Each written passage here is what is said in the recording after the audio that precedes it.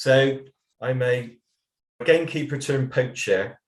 I'm now chief exec of Elim Housing Association, which in British terms is a small association. You see our geography on that screen.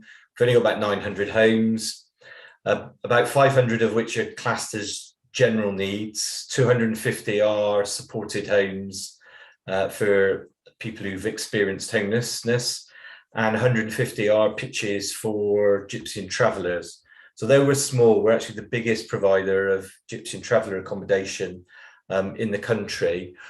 What I'm going to call on to a certain extent is my experience at the council as well.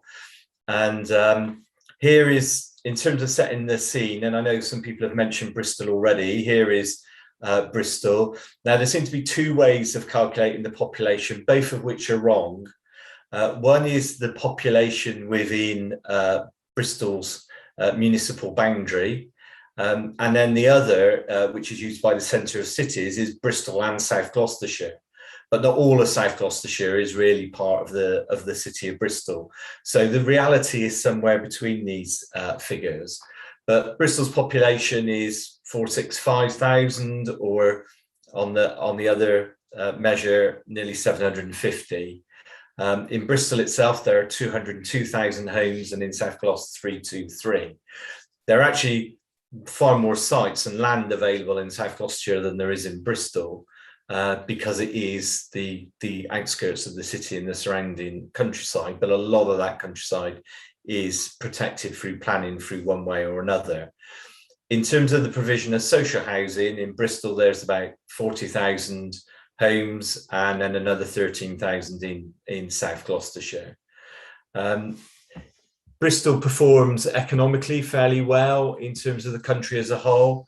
And if you consider that these GB stats are slightly skewed because they include London, which is almost like a country within the country, Bristol's got a much higher proportion of professional, technical, scientific, almost double the national average of people working in finance, in insurance, and only sort of half the level nationally of people working in manufacturing. It's got a higher degree level than across the country as a whole, and average incomes are also slightly higher. I think if you took London out of that equation, you would see Bristol being significantly higher than the rest of the country, excluding London.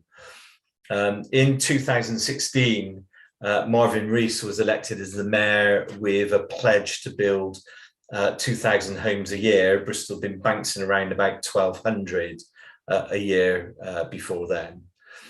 And one of the sort of innovations of Marvin's administration was to create a one city plan, which aimed to pull together the resources of all of the players within the city so that they could align their strategies, so that they weren't producing plans both in the public and private and voluntary sectors that were in opposition with each other or which were phased incorrectly. So it's a plan to 2050. We're into year 5 of that plan, so it's still maturing. It's quite young as a concept, but within that was obviously the intention to increase the number of homes, based partly on population projections, which show that the population of the area will also grow fairly significantly in that period. And it's, you know, if you don't provide the housing, then we'll see house prices rise further, rents rise further, and that sort of issue where it becomes unaffordable and the city sort of collapses under its own weight. And to a certain extent, that was what is already happening. The plan is founded on the Sustainable Development Goals, which I'm sure everybody here is fairly familiar with. I think, you know, pick out particularly number 11, that, you know, we have sustainable cities and communities. Now, my responsibility within the council was for housing, and which included housing delivery, as well as looking after the council's own homes and regulation of the private rented sector. And it was clear to me fairly early on, probably even before I started, that I had three main levers that I could pull as a municipal leader in terms of trying to deliver more homes. And they were land, money, and planning, and in that order. You can have fantastic planning policies, but if you've got no land, it's fairly meaningless. And also, the money is not much use without the land. You can obviously use the money to buy land, but in Bristol, the council owns 50% of the land, along with the rest of the public sector. And therefore, the issue isn't about how do you buy it, but how do you bring it into use and make good use of it. So in terms of looking at housing associations and community-led organisations, firstly, we made public sector land available to them. Secondly, we made grants available to them, because certainly social housing does not work just on loan finance. It needs grant support. And then thirdly, we looked at how we could change our planning rules to actually support the ambitions around new home building. And what I want to do next is just run through two estates with two very different examples of ways in which we've tried to make a difference.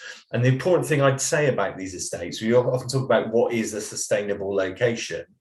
Well, the most sustainable locations are the ones you've already got.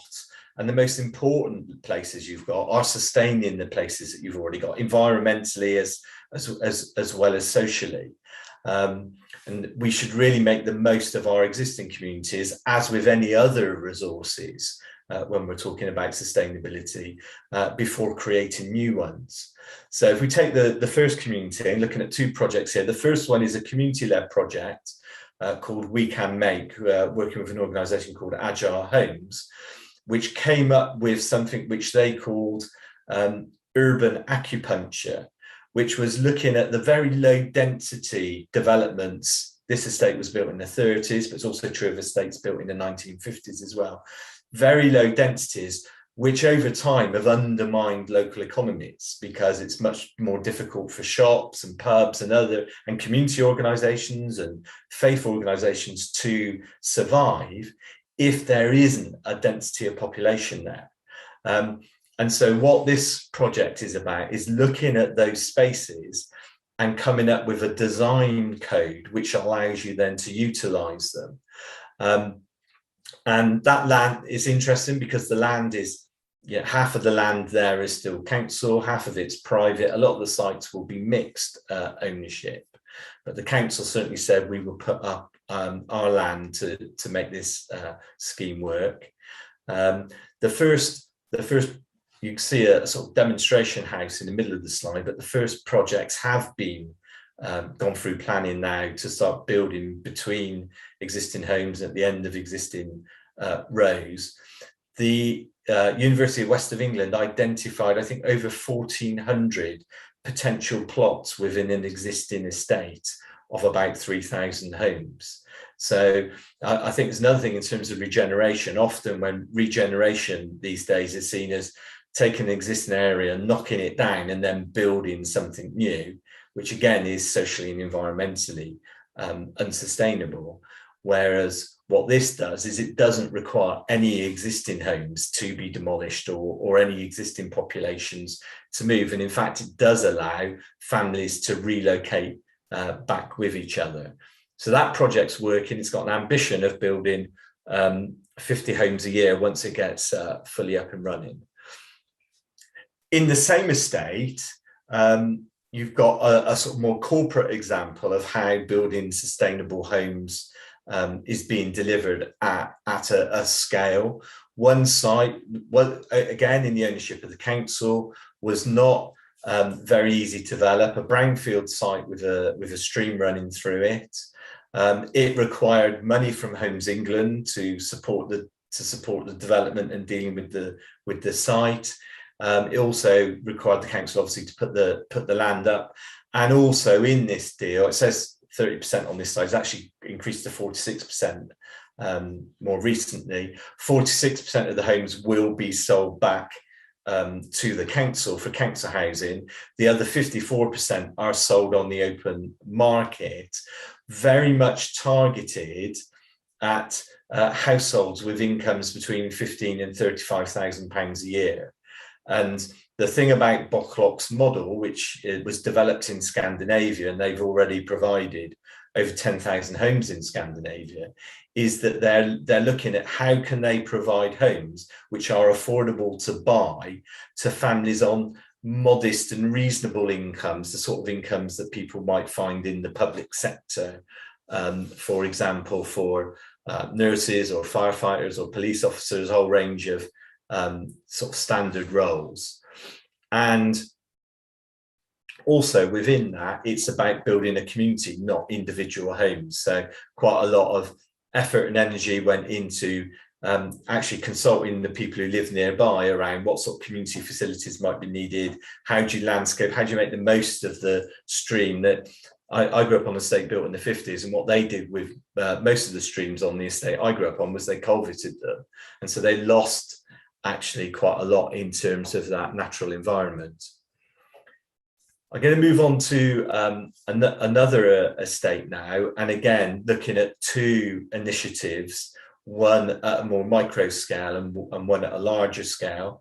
This estate is called Lochleys. It's in the north of Bristol, actually next to a railway line, and I think there is an opportunity to put a station in that area, relating back to a previous presentation.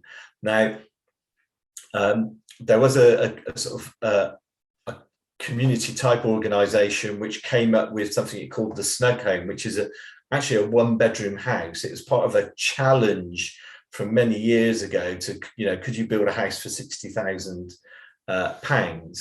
And the whole thing about the Snug House is it's incredibly sustainable environmentally.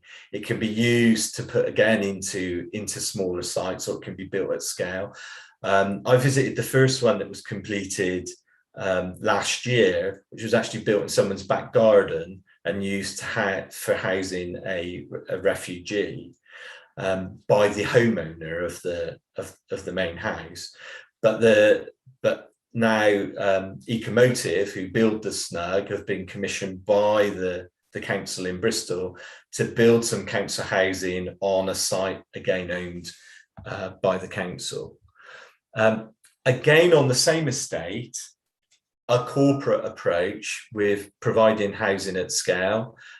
This is Legal and General's scheme, which is actually next to the railway line and along a cycle path, which will provide 185 homes, all timber construction on the council land, 50% then sold back to the council as social housing, and the other 50% as housing in the general market. So I hope that those give, in the short time available, some examples of how you can both have a community approach and a corporate approach to meeting housing needs in a sustainable way. I think there are some, in summary, some key takeaways I would have. Firstly, the importance of partnership working between the council, housing associations, private developers, community-led housing organisations, of which in Bristol there's a multiplicity of. As I say, the council makes land available to them and grants. Access to public land, where possible for free, because then that creates some of the subsidy that's required to make schemes stack up financially.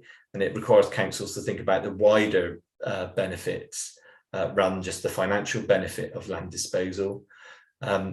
Grant funding for the social housing elements, ensuring that there are strong links to existing communities and services, and how new development can actually strengthen those communities and services.